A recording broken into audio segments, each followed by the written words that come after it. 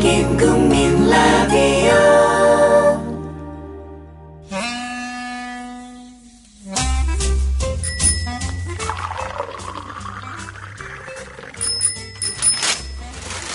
아침 신문 귀로 읽으세요.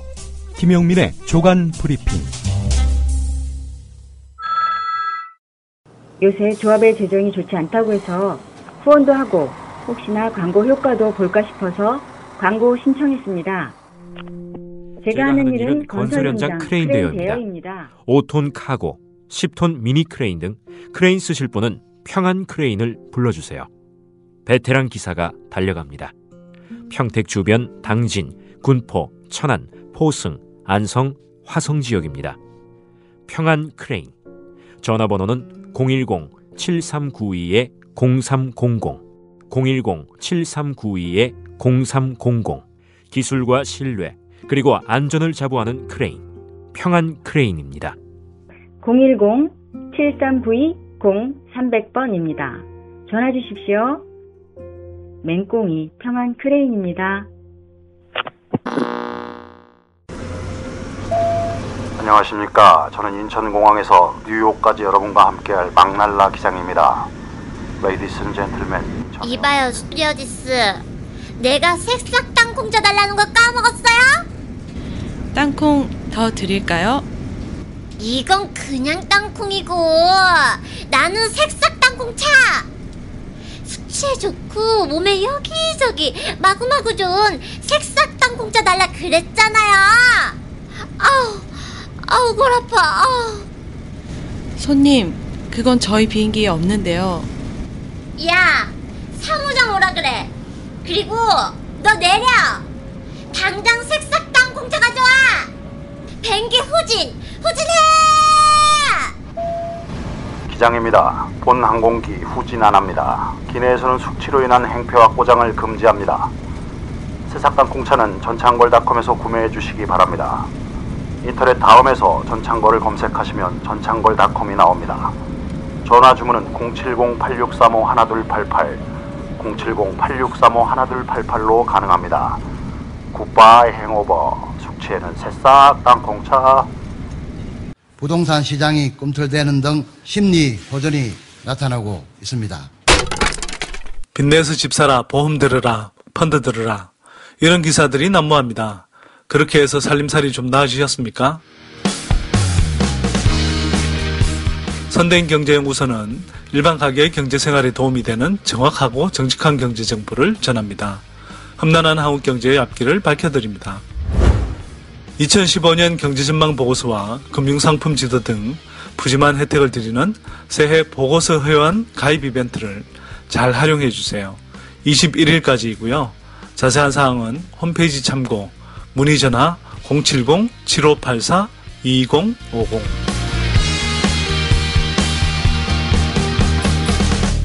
네, 1월 16일자 아침 신문 주요 기사 살펴보겠습니다. 김용민의 조간 브리핑입니다. 안녕하십니까? 네, 안녕하십니까. 한겨레 일면 머릿기사부터 보겠습니다. 정부가 정리해고 절차를 까다롭게 하고 해고자가 복직할 수 있는 길을 넓히는 대책을 추진한다는 내용입니다. 예. 이게 웬일일까요?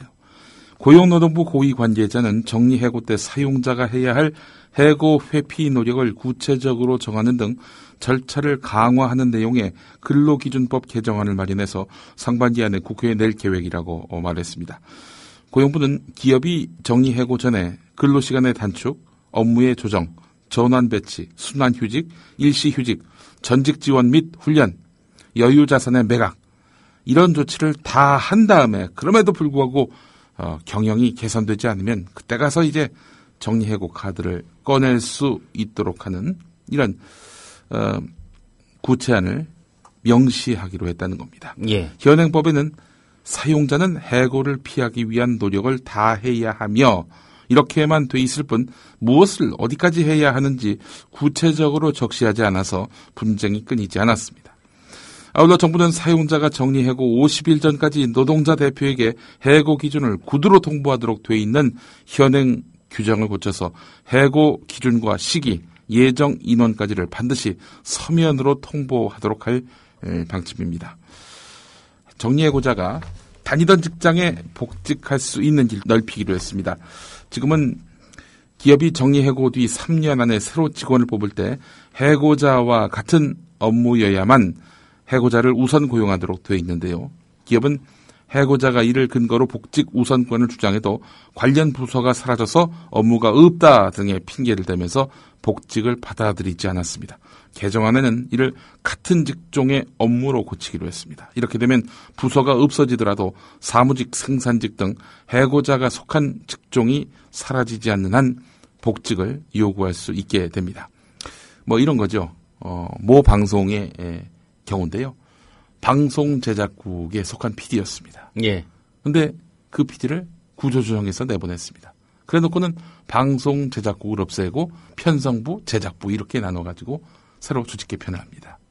그래가지고 나중에 경영 상황이 개선돼서 그 PD가 나 돌아가게 해다오 하니까 아니 그 부서가 없어졌는데 같은 업무를 하고 있는 그런 부서인데 말이죠. 이름만 바꿨다고. 간판만 바꿨다고. 그렇게 해서 복직을 허용하지 않는 이런 꼼수를 많이 써왔단 말이죠. 예. 뭐 방송이 어딥니까? 뭐 얘기할 수 없습니다. 누구라고 또 얘기할 수 없습니다. 예. 네. 또 저라고 얘기할 수 없습니다. 예. 예, 알만합니다. 네. 한겨레 일면에 관련 기사가 있는데 그런데 이제 이게요. 예. 그 최경환 부총리의 생각과는 좀 다른 많이 달라요. 예. 해고를 쉽게 하겠다는 거 아닙니까? 예. 이 고용노동부 장관이 글쎄요. 최경환 경제부총리하고 뭐 사전에 협의를 했는지 안 했는지는 모르겠습니다만. 네. 뭐 그래도 끝발면에서 보더라도 그리 그렇게 힘이 없어 보이는데 말이죠. 정부의 통합된 아닌지 이게 일단 관심이고요. 그리고 긴박한 경영상의 필요. 이 그 해고 요건 아닙니까? 이건 또 그대로 둔단 말이죠. 코에 걸면 코걸이, 귀에 걸면 귀걸이. 뭐 이런 식의 긴박한 경영상의 필요. 이 요건을 남겨준다는 점. 이 점은 노동자의 권익을 보장한다는 그 취지에 얼마나 부합할지 의문을 갖게 만듭니다. 예. 국회로 법 넘어오면 또 손질을 좀 해야 되지 않을까 싶습니다. 국회로 법이 넘어가지 않는다에 전 한 1,000원을 겁니다. 예. 네. 그냥 구상만 하다가 마무리되는 그런 뭐 안으로 그칠 아니다. 전 이렇게 봅니다. 오늘 뭐 또 최 부총리가 한마디 할 수도 있죠. 예. 네, 그건 고용부의 생각일 뿐이다. 예. 뭐 누가 아이디어를 낸 것일 뿐이지. 근데 사실은 고용노동부가 이런 일을 해야 되는 거 아닙니까? 그렇죠. 예. 예. 노동자의 권익을 대변하는 그런 부처가 바로 고용노동부인데 말이죠. 할 일을 했는데 글쎄요. 이 정부의 통합안으로 나올지는 의문입니다. 오늘 그 중요한 판결이 있습니다. 현대자동차 노사 양측의 임금 체계와 통상임금 개선위원들이 외부 전문가들과 함께 지난 6일부터 9일 동안 유럽에서 임금 체계 공부를 마치고 그리고 바로 그제 사이좋게 귀국을 했는데 이들은 독일, 프랑스의 사용자 연합단체, 자동차 기업 아우디 등을 찾아서 유럽의 임금 제도를 조사하고 임금 전문가도 만나서 의견을 구했는데 현대차 노사는 지난해 9월 임금 교섭 과정에서 통상임금 문제의 근본 원인으로 꼽히는 복잡한 수당 체계를 개선하기로 하고 3월 말까지 해법을 찾기로 합의했습니다. 날선 대립만 해오던 노사가 사이좋게 아름다운 동행을 했지만 오늘로 예정된 현대차 통상임금 관련 1심 선고 결과에 따라서 이 동행의 계속 여부도 고비를 맞을 것으로 보인다는 겁니다. 예. 이게 무슨 얘기냐. 오늘 한국일보 3면에 나와 있는 내용인데 판결 결과에 따라서 조합원 4만 7천 명의 국내 최대 사업장인 현대자동차는 수조 원의 추가 비용을 부담해야 하고 계열사 협력사 역시 추가 비용을 지출해야 합니다. 게다가 현대차는 국내 산업의 노사 문제에 척도 역할을 해왔기 때문에 이번 판결은 결과가 어떻게 나오든 국내 산업 전반에 큰 파문을 일으킬 것으로 보입니다. 해마다 지급한 정상여금 이게 통상임금에 포함될지 여부가 핵심 쟁점인데 예. 만약에 이게 정기상여금이 통상임금에 포함된다면은 사측이 어마어마한 그런 수당을 추가 지급해야 된다 이런 얘기 아니겠습니까? 예. 소송으로 안 가고 한 절반 정도에서 이렇게 타협할 수는 없습니까? 글쎄요. 뭐 타협 볼 것 같진 않고요. 타협을 볼 것 같으면 법원으로 오지도 않았겠죠. 예. 자, 그래서 노도, 사도 숨죽이고 있다. 노조가 있는 국내 기업 순위 중에 1등이 바로 현대차 그룹 아니겠습니까? 예. 그래서 오늘 이 결과가 앞으로 노동계, 경영계에 큰 파급 효과를 나타낼 수 있기 때문에 재계는 또 노동계는 오늘 판결을 주목하고 있습니다. 법원 이야기가 나와서 그런데요. 대법원의 신임 대법관 후보 선정에 현직 판사가 대법관 구성의 다양화 요구를 수렴하지 못한 결정이라고 비판했습니다. 송승용 수원지법 판사인데 사법연수원 29기입니다. 법원 내부 게시판에 대법관 임명 제청에 관한 의견이란 글을 올렸습니다. 전날 대법관 추천위원회가 신영철 대법관 후임자로 강민구 창원지법원장, 박상옥 한국형사정책연구원장, 한위수 법무법인 태평양 변호사를 추천했는데 이들 모두가 한마디로 이야기해서 보수 쪽에 쏠려 있는 그런 인사라는 거죠. 특히 그 비리 상하학을 옹호한 전력이 있는 강민구, 박상옥 이 두 사람에 대해서는 이건 당연히 배제돼야 하는 것 아니냐라는 것이 시민들의 목소리고요. 송승용 수원지법 판사는 대법관 다양화는 소수자와 약자를 배려하고 인권, 노동 환경 등의 감수성을 가진 사람이 다양한 가치관을 판결에 담는 것을 뜻한다. 라면서 일부 경력을 다양화의 근거로 삼는 것은 외형적, 표피적인 그런 다양화다. 라면서 그 사람이 어디 출신이냐 이 차원이 아니라 어떤 판결을 내왔고 어떤 철학을 갖고 있느냐를 갖고 판단을 해야 된다라는 입장을 밝혔습니다. 현재로서는 근데 보니까 다 비슷해요. 서울법대 나왔고요. 한 사람은 이제 검찰 출신이긴 합니다만은 다 나머지는 판사고요. 예. 두 사람은 TK 출신이고 한 사람은 경기도 출신이고. 예. 이와간 이런 식의 그 대법관 선정으로는 앞으로 보수 1세계 대법원으로 구성될 확률이 높아지고요. 헌법재판 숫자는 8대1의 그런 판결들이 양산되지 않겠는가 하는 그런 우려도 나오고 있습니다.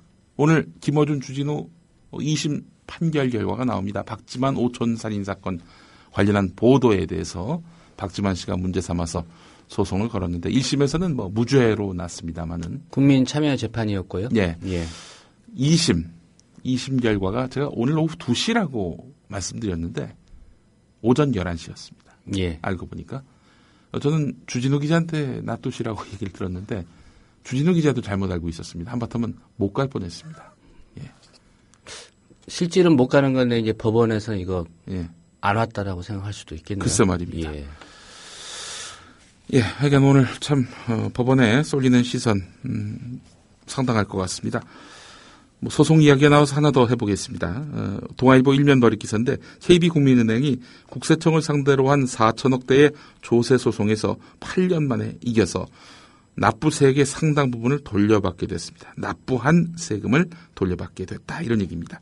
2007년 국세청이 국민은행에 내린 과세 처분이 소송을 통해 뒤집힌 겁니다. 최근 국세청에 고액 조세 소송 패소가 잇따르면서 관계당국의 아니면 말고 식의 행정처분과 허술한 소송 수행에 대한 비판이 제기되고 있습니다. 이런 판결을 내린 사람이 바로 이번에 퇴임하는 신영철 대법관이군요. 자, 이래서 이제 국세청은 국민은행에다가 4천억을 과세했었는데 이번 소송에서 지는 바람에 2,500억을 물려줘야 할 판이라고 합니다. 자, 이보 청장이 그 사이에 8번이나 교체가 돼서 책임을 제대로 묻지 못하고 변호사 비용 100억도 부담해야 되는 그런 상황이라고 합니다. 예. 다음 소식 가보겠습니다. 경향신문 일면 또 한겨레도 일면에서 사진으로 다뤘습니다만은 오는 3월에 호남 고속철도가 개통됩니다. 서울에서 KTX를 타면은 광주까지 지금은 한 2시간 반인가 걸렸죠? 근데 이제는 1시간 반 만에 도착합니다. 경부 고속철도가 들어선 지 11년 만에 호남 지역도 반나절 생활권에 들게 됐습니다. 이 익산까지 그러니까 전라북도의 관문이 됐습니다. 호남 고속철도에 익산까지는 1시간 6분 걸립니다. 용산에서. 예. 1시간 거리가 된 거죠. 자, 그렇다면은 이게 뭐 호남에게 유리한 것인가? 글쎄요. 대구, 부산, 경부 고속철도가 개통된 이후 대구, 부산의 경제는 그야말로 급전 직하를 냈다고 해도 과언이 아닙니다. 병원, 학원, 주말에 서울로 가는 겁니다. 뭐하러 이 지역에 병원, 학원 다니느냐. 교통이 좋아졌으니까 예. 당일로 여기 부산이나 어떤 대구 쪽에 있는 병원보다는 네. 고속철 타고 와서 서울에서 진료받고 간다. 이 얘기인가요? 이 서울에서 학원 다니는 학생들도 있습니까? 글쎄 서울로? 말입니다. 왠지 서울에서 다니면 안심이 되는 이런 그 근거 없는 그런 판단들. 이것 때문이죠. 그래서 뭐 이런 우스갯소리도 나왔습니다. 대구 지역에 병원이요. 환자가 왔단 말이죠. 암 진단을 내려야 합니다. 그러나 암 진단을 내리면 그날로 바로 짐 싸서 서울로 올라가기 때문에 한참 있다가 암이네요. 이런답니다. 그동안은 계속 대구 병원에 다니도록 하고. 자, 이거엔 고속철도 속도의 미학만 있는 것인지 빛이 있으면 그림자도 있는 것은 아닌지 한번 생각해 볼 필요가 있을 것 같습니다. 뭐 저같이 뭐 주말에 뭐 예를 들어 그 호남의 행사가 있으면은 예. 전 좋습니다. 뭐 익산까지 60분, 광주까지 1시간 반. 너무나 좋지만 글쎄요. 이 지역에 사신 분들 앞으로 어찌할지. 예. 김용민 국장을 위해서 이렇게 빨리 달리게 하는군요. 그럴 것 같지는 않은데 말이죠. 예. 근데 사실 호남 고속철도가 참여정부 때 구상이 됐고요. 시행이 됐거든요. 근데 이제 기존 선로를 이용했기 때문에 고속철이었는데 속도가 느렸던 거죠. 예, 그렇죠. 서울에서 대전까지는 기존 경부 고속철도로 왔고 서대전부터 광주나 이제 목포까지는 기존 기존에 선로. 있던 호남선 그 선로를 그랬다가 이번에 이제 대전에 안 가고요. 오송에서 바로 다이렉트로 익산, 광주 송정, 목포로 이어지는 호남 고속철도가 새로 이렇게 선로를 놓은 겁니까? 예, 그렇습니다. 예. 그러면 직선 거리로 기존 선로는 이제 호남선 폐선부지가 됐겠군요. 그럴 수 있겠네요. 예. 아마 뭐 무궁화호 이런 거는 쓰지 않겠습니까? 뭐 지금 경부선도 구선로가 또 운행 중이거든요. 예. 새마을호라든가요. 예. ITX로 이름을 또 바꿨죠. 자, 경향신문 12면 가보면요. 박근혜 대통령의 호남권 대선 공약 사업 어떻게 됐는지 살펴본 내용이 있습니다. 경부고속철도가 아닌 호남고속철도. 호남고속철도는 참여정부 때부터 추진된 거기 때문에 박근혜 대통령 대선 공약이라고 말할 수 없는 겁니다. 자, 박근혜 대통령은 2012년 대선 당시 광주를 3차례 방문하면서 핵심 공약으로 자동차 100만 대 생산기지 조성을 약속했습니다. 뭐 약속대로 된다면은 제조업 기반이 취약한 광주를 연간 자동차 100만 대를 생산할 수 있는 도시로 이렇게 만든다는 거 아니겠습니까? 이게 또 핵심 공약이었고요. 정부가 자동차 공장을 설립한다는 얘기입니까? 뭐 기획재정부가 예비 타당성 조사를 1월에 시작됐다고 하니까 뭐 부지 정도는 마련해주고 그리고 기업이 투자하고 결정해야지 무슨 대통령 후보 나선 사람이 내가 거기다 자동차 100만 대 생산기지 만들어주겠다 이런 공약을 합니까? 작년 2월에 김무성 새누리당 대표의 말로 제가 답을 대신하겠습니다. 표 얻으려면 무슨 공약인들 못하랴 뭐 이런 얘기입니다. 실제로 모 군 의원 같은 경우에 자기가 KTX 역을 유치하겠다 뭐 그런 공약을 했습니다. 군 의원이요? 군 의원이. 예.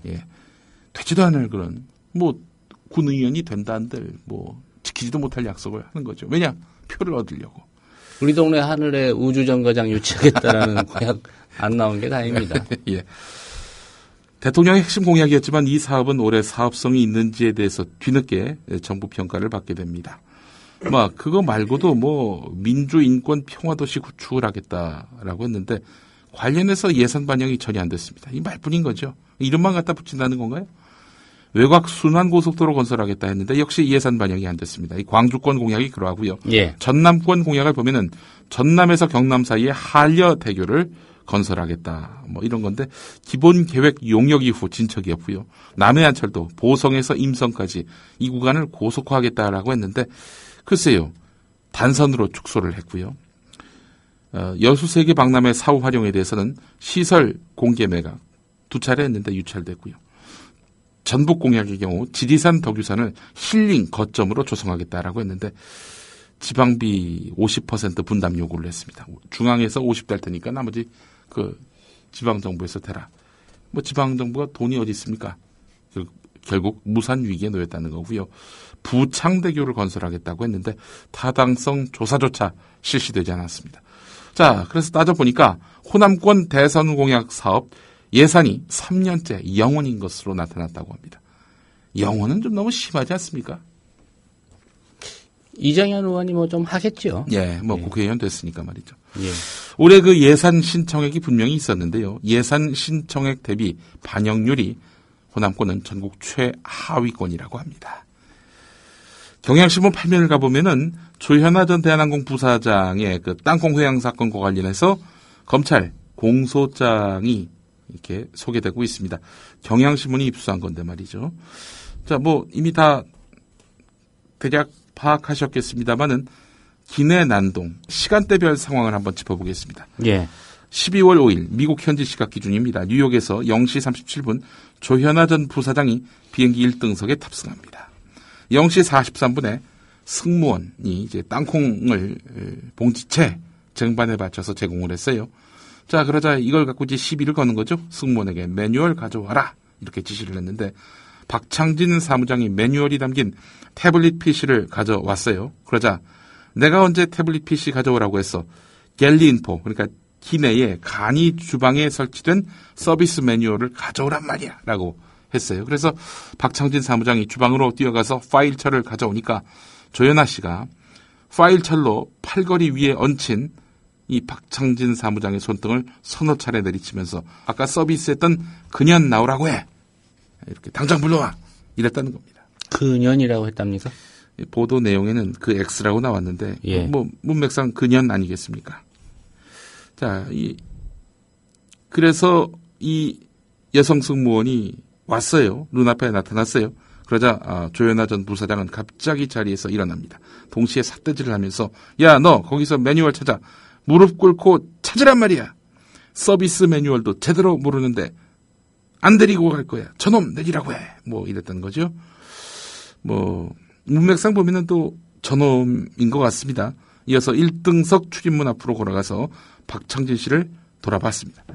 조현아 부사장은 이 비행기 당장 세워. 나 이 비행기 안 띄울 거야. 당장 기장한테 비행기 세우라고 연락해. 이렇게 호통을 쳤습니다. 박창진 씨는 이미 비행기가 활주로에 들어서기 시작해서 비행기를 세울 수 없다라고 만류했지만 조현아 씨는 상관없어. 네가 나한테 대들어? 어디다 대고 말대꾸야. 이렇게 꾸짖었다고 합니다. 내가 세우라잖아. 이런 말도 서너 차례 반복했다고 하는데 그래서 박창진 사무장이 인터폰으로 기장님 비정상 상황이 발생해서 비행기를 돌려야 할 것 같습니다. 라고 보고를 했고요. 이미 22초 동안 약 20m를 이동한 항공기가 멈춰섰습니다.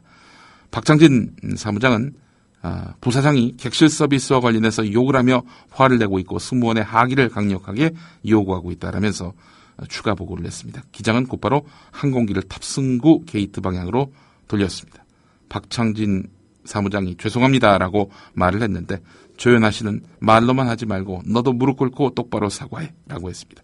박창진 씨는 무릎을 꿇었습니다. 하지만 조현아 씨는 화를 참지 못했습니다. 그 여자 승무원 가슴 부위를 향해서 파일철을 던진 뒤 좌석에서 일어났습니다. 그러더니 이 여자 승무원 어깨를 밀치면서 3, 4m가량 출입문 쪽으로 몰고 갔습니다. 파일철을 돌돌 말아서 벽을 수십 회 내리치면서 너 내려! 라고 했습니다. 박창진 사무장에게는 짐 빨리 가져와서 내리게! 빨리! 이렇게 다그쳤습니다. 뒤늦게 조현아 전 부사장은 변경된 매뉴얼에 따라서 이 여승무원이 정상적으로 업무를 수행한 것을 알게 됐습니다. 이번엔 적반하장격으로 박창진 씨에게 화살을 돌렸습니다. 조현아 전 부사장은 사무장 그 새끼 오라고 해 라고 했습니다. 이어서 이거 매뉴얼 맞잖아. 네가 나한테 처음부터 제대로 대답을 못해서 저 여승무원만 혼냈잖아. 다 당신 잘못이야. 그러니 책임은 당신이네. 네가 내려. 이랬다는 겁니다. 박창진 사무장을 출입문으로 밀어붙인 뒤 내리라고 이런 말을 반복했다는 겁니다. 기장은 오전 1시쯤 관제탑에 사무장 내리고 부사무장이 사무장 역할을 한다. 추가로 교대시키는 것은 아니다. 라고 교신을 했습니다. 박창진 사무장은 하기에 앞서서 조현아 전 부사장과 다른 1등석 승객에게 사과했습니다. 검찰 공소장 내용입니다. 예. 이거만 어처구니가 없군요. 19일 날 첫 재판이 열린다고 하죠? 1월 19일이요? 예. 예. 지켜볼 일입니다. 자, 인천 송도국제도시 어머니들이 릴레이 시위에 들어가면서 내건 문구입니다. 꽃으로도 때리지 마세요. 오늘 한겨레 사설 내용을 소개해드리겠습니다. 어린이를 보살피는 곳에서 이런 일이 벌어지는 것은 경악할 일이다. 2013년 확인된 아동학대의 8.7%가 양육시설에서 이 가운데 202건, 그러니까 591건 가운데 202건이 어린이집에서 발생했다. 혹시라도 가정에서 학대당하는 아이는 없는지 살피는 어린이 보호의 천병이어야 할 보육기관 종사자가 오히려 가해자가 되는 현실은 우리의 아동보호, 보육 시스템이 근본적으로 병들어 있음을 보여준다. 이렇게 시작하는 사설입니다. 자, 원인은 어떻게 찾아야 될까요? 개별 어린이집의 개별적 일탈이라고 봐야 될까요? 한겨레 사설은 이렇습니다. 부모들은 안심하고 자녀를 보낼 수 있는 국공립 어린이집 확대를 요구해 왔지만 2013년 현재 5.3%에 그치고 있다. 정부 여당은 무상교육을 공약으로 내걸었다가 공짜 복지라면서 스스로 발등을 찍는 등 보육 정책에 대한 철학의 빈곤을 드러냈다. 예, 이렇게 지적했습니다. 국공립 어린이집. 예, 어린 자녀를 둔 부모님들은 다 잘 아실 겁니다. 다 국공립 어린이집 보내고 싶어 해요. 해법이 없겠습니까?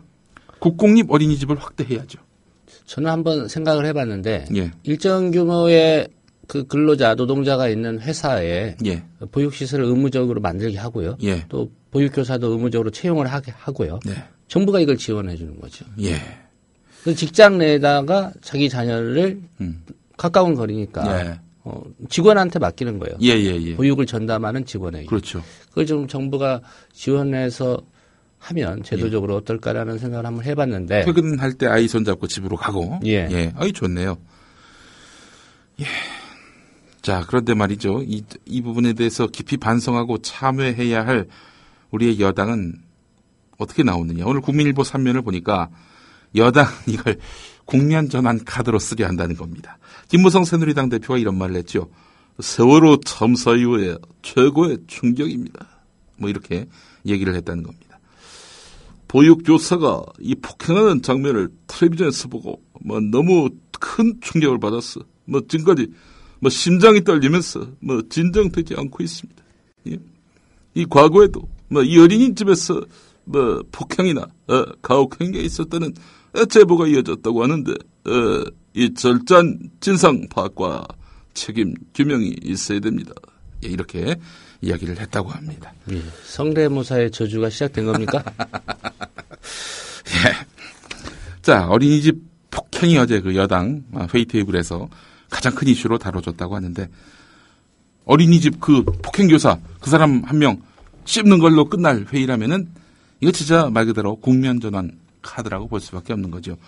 여당이 성의 있는 이 국공립 어린이집 확대를 비롯한 이런 보육 정책의 변화, 새로운 대안 제시 이런 것들이 없다면 또 이걸 갖고 어떻게든 최근에 벌어지고 있는 국정 난맥상에 대해서 돌파구로 삼으려 했다라는 비난을 피할 길이 없을 겁니다. 자, 이준석 전 새누리당 비상대책위원 이 사람 왜 이럽니까 도대체?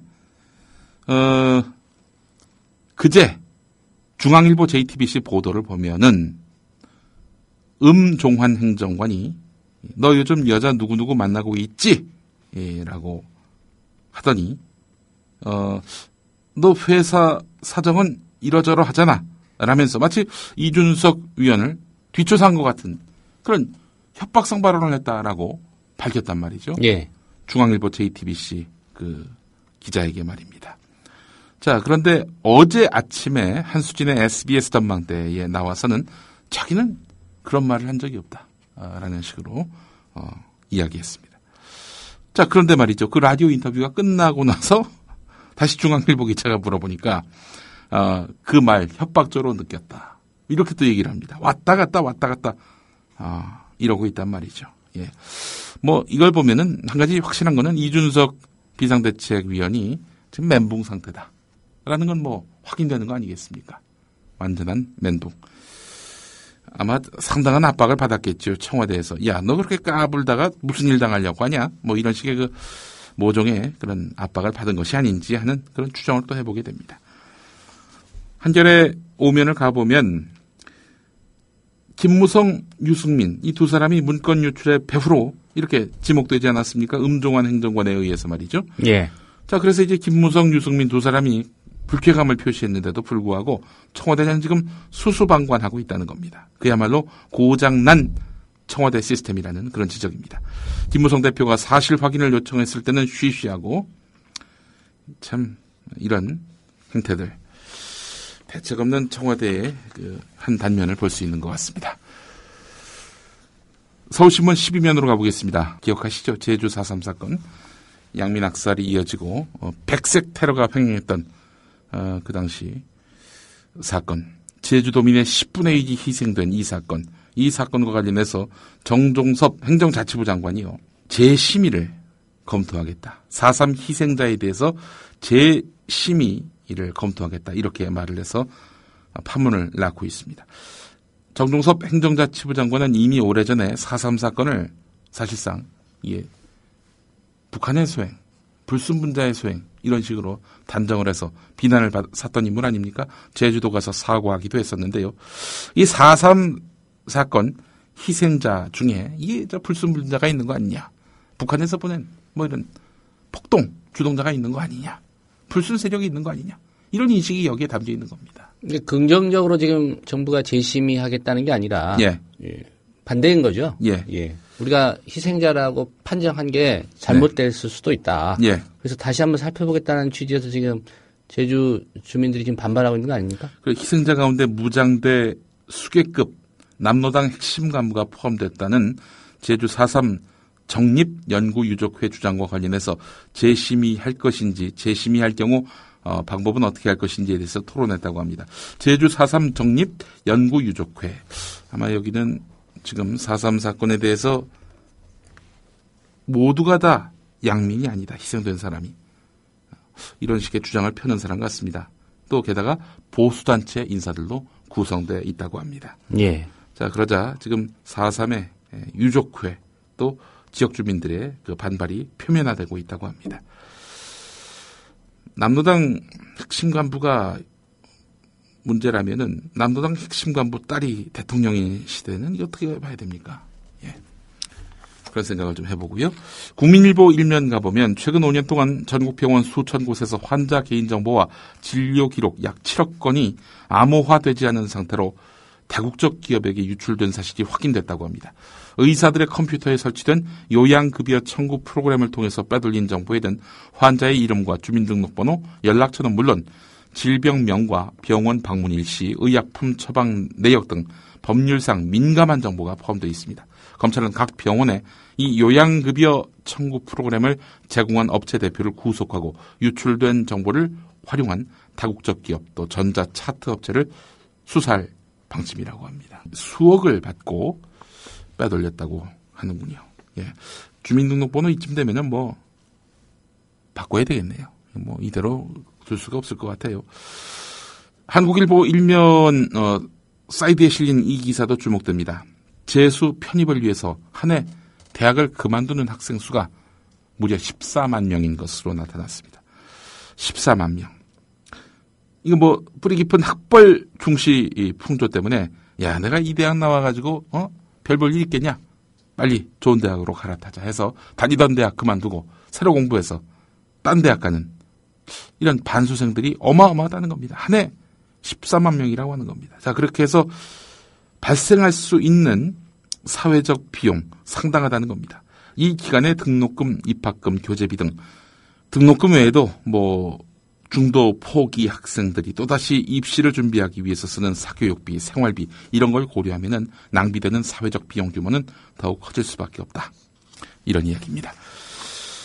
기사 하나만 더 보겠습니다. 한국일보 12면에 실린 기사인데 유명 사립여대 교수가 수년 동안 후배 여교수와 학생에게 성희롱을 했다는 주장이 제기됐습니다. 모 대학 중어중문학과 49살 된 교수인데 남성이겠죠?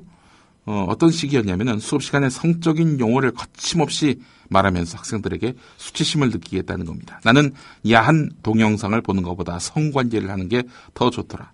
사석에서는 결혼보다 섹스 파트너를 두고 사는 게 낫다 이런 말을 했다고 하고요.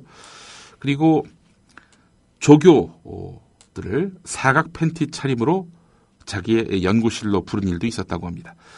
심부름시킬 게 있다라는 말만 듣고 갔다가 봉변을 당했지만은 조교는 불이익을 당할까 봐 무서워서 한마디도 못했다고 합니다.